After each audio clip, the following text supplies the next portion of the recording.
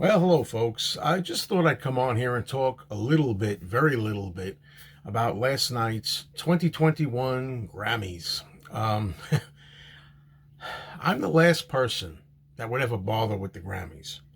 I couldn't care less anymore. It's just not for me. I'm aging gracefully, and I'm perfectly okay with liking my music from my time. As a lot of you know, I can't stand most of today's modern music. I've been like that for at least 20 years or so, if not longer. And we won't even get started on rap and hip hop and stuff like that, how I feel about it. And particularly that the top 40 pop that all sounds the same and manufactured and, artificial, and everybody's exactly alike. Can't stand it. But of course, Ringo Starr was going to be a presenter on the Grammys. So I said to my girlfriend, let's watch the Grammys, see Ringo or whatever. Plus, to be honest with you, for this Sunday night, there was nothing on television. There was nothing else to watch anyway. So we put it on. It was supposed to be 3 hours long. Actually, what always happens is it runs over, right? So it ran over to almost 4 hours. I expected that. Turned out that Ringo would be the very last presenter of the night, so I had to go almost 4 hours to see Ringo, but it was okay. I was with my girlfriend. We were talking in between. We were watching the whole show. We were on our phones, checking our phones, and we weren't 100%, focused on the screen. But as I say, I don't watch the Grammys anymore. One of the reasons I don't watch it, besides the lousy music, is because I'm tired of all the political messages and situations that they sneak in there. They use award shows like the Academy Awards and the Grammys as platforms for political opinions. So I didn't know what to expect, although I pretty well had a good idea. So what the heck? This is probably the first time I've watched a complete Grammy Award show from start to finish for many decades. I mean, I just don't bother anymore. There's nothing worth seeing for me, and I'm happy that way. Okay. But I'm going to tell you, I was surprised, and my girlfriend was also pleasantly surprised that we liked some of what we saw on the Grammys. That's the spin here, that the surprise. First of all, I don't know Trevor Noah, but he's actually, I thought, was a pretty good host for the most part. I thought he did a pretty good job. So that was all right. Then it started out surprisingly well, entertaining. I mean, I don't know new music. I don't know newer artists. I don't know any of these people, really. I've heard of some of them, like Harry Styles started off, and I really thought, hey, that wasn't bad, And my girlfriend, who's a trained professional singer herself, kind of liked some of these performances, too. But Harry Styles was good. I thought Billie Eilish was pretty good, although I got to tell you, I don't get the whole thing about Billie Eilish. I mean, Billie Eilish seems to just mumble a lot. You can't really have what she's saying, A lot of people seem to mumble these days. My girlfriend was, of course, struggling to hear the words, to understand the words. But she was good. I also liked, I think the all-girl rock band, I think called Haim, was pretty good, with the Black Pumas. Very good. I liked the Black Pumas. Later on, I liked Silk Sonic, which is Bruno Mars and Anderson .Paak. Now, I think Anderson .Paak, correct me if I'm wrong, is going to be involved in that McCartney 3 Imagine project. But, I liked what they did together as the Silk Sonic thing, because they basically were harking back to the 1970s, and it was all the better for it. I mean, you felt like you were watching Dick Clark or something, or, something from, I don't know, Soul Train or something back in the 70s. It really was enjoyable. So for the first half of the show, I was pleasantly surprised. I liked some of the performers. I liked what I was seeing, and I'm sorry, I can't remember all their names. I mean, they were white performers, they were black performers, and I really liked most of these white and black performers that I saw the first half of the show. I think I named most of them, but I also was very touched by the In Memoriam segment, where we look back on the artists we've lost who passed away over the past year or so, and that was really, really good. Lionel Richie doing a really nice salute to Kenny Rogers, and Brandi Carlile doing a salute to John Prine. I enjoyed that. It was pretty good, and everybody was recognized on the screen in a classy kind of way. But it was one of the highlights of the show. I loved the tribute, which I believe was Silk Sonic. if I'm not mistaken.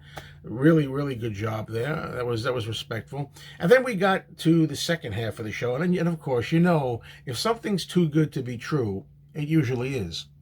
And we got to the point where we started getting Cardi B, that no talent woman, and Megan Thee Stallion. And look, I know these are popular people today.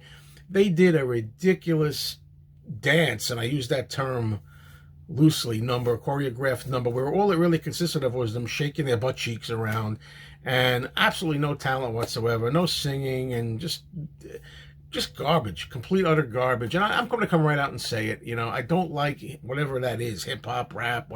It was just a lot of nothing. And when I looked at Cardi B, and I'm not a prude, folks. I'm not a prude. I'm far from it. But my girlfriend and we were like our grandparents, used to be. We're shaking our head. We're like, I cannot believe this display of vulgarity. Kids watching this, and almost complete nudity the way it was going on, and shaking your assets around. And I just couldn't believe this.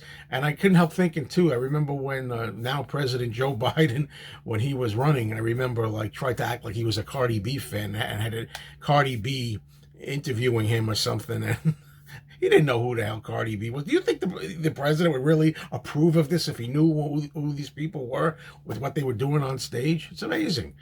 All right. And then, of course, just when we were saying to ourselves, my girlfriend and I exchanging comments on the couch saying, wow, I'm impressed. They're actually not injecting politics into this.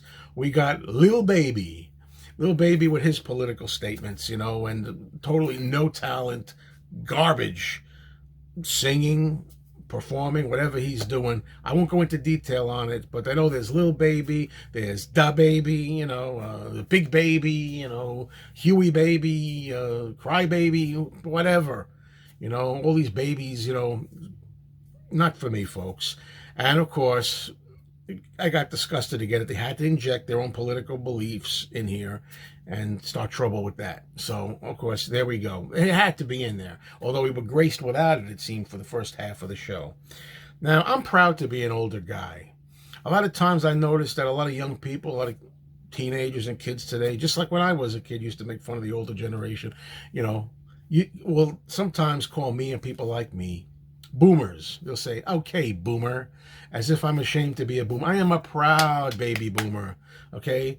The only thing that I wish is that I was born even 10 years earlier. So the best compliment you can ever pay to me is say, boomer, thank you for the compliment. I wish I was even more of a boomer. I wish I was born 10 years earlier even, And of course, then the main reason that I was actually tuning in was to see Ringo Starr.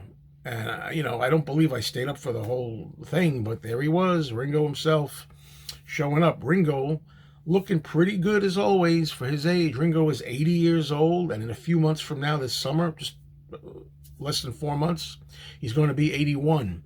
And he got on there. I thought, though, Ringo, in the middle of all of this stuff that we had seen and witnessed, especially the second half of the show, really didn't fit. He looked like a real fish out of water.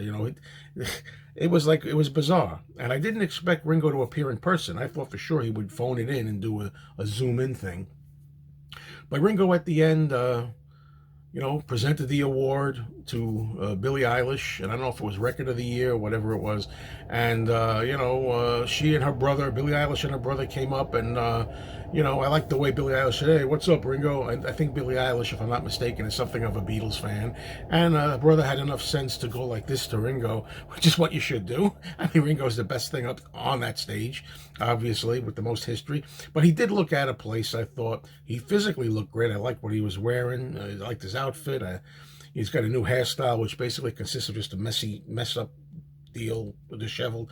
But still, it's better than that tight crop look he's been wearing since, I think, around 1998. He's had that kind of close, almost totally baldy kind of look, But anyway, yeah. So Ringo didn't do much. He looked out of place, though. I'm glad we had him there. I'm glad we got to see him. But he really looked, to me, out of his element. I'm glad he was there.